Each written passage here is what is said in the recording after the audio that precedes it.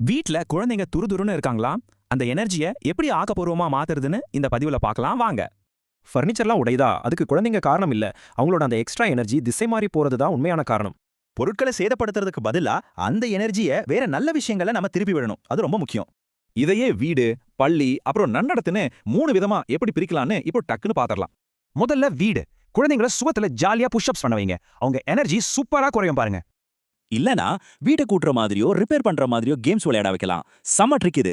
பர்னிச்சரை துடைக்கிறது, குட்டி டென்ட் அமைக்கிறதுன்னு செஞ்சா வீட்ல இருக்கிற அந்த குழப்பமான எனர்ஜி அப்படியே மாறிடும். அடுத்து ஸ்கூல். உடைந்த பொம்மைகளை சரி பண்ற ஒரு இடத்தை உருவாக்குனா அவங்களுக்கு நல்ல பிசிக்கல் ஆக்டிவிட்டி கிடைக்கும்.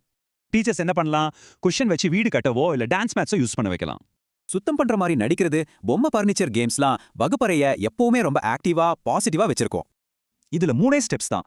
எனர்ஜியை திசை திருப்புறது, சரியா வழிகாட்டுறது, அப்புறம் அமைதியான பழக்கங்களை ஊக்குவிக்கிறது. 2வது ஸ்டெப் ரொம்ப சிம்பிள். திட்டுறத விட்டுட்டு விதிகளை அழகா படங்களா ஒட்டி வைங்க. பசங்க ஈஸியா புரிஞ்சுக்குவாங்க. கடைசியா நல்லா நடந்துகிட்டா ஸ்டிக்கர்ஸ் மாதிரி சின்ன சின்ன பரிசுகள் கொடுங்க. நல்ல பழக்கங்கள் தானா வளரும். அது மட்டும் இல்லாம பீன் பேக்கை பேலன்ஸ் பண்ற மாதிரி மென்மையான கேம்ஸ் மூலியமாவும் அமைதியான சூழலை நீங்க கொண்டு வரலாம். இப்போ உங்க வீட்டை சுத்தி பாருங்க. உங்க இடம் அழிவை தூண்டுதா இல்ல ஆக்கப்பூர்வமான மாற்றத்தை உருவாக்குதா?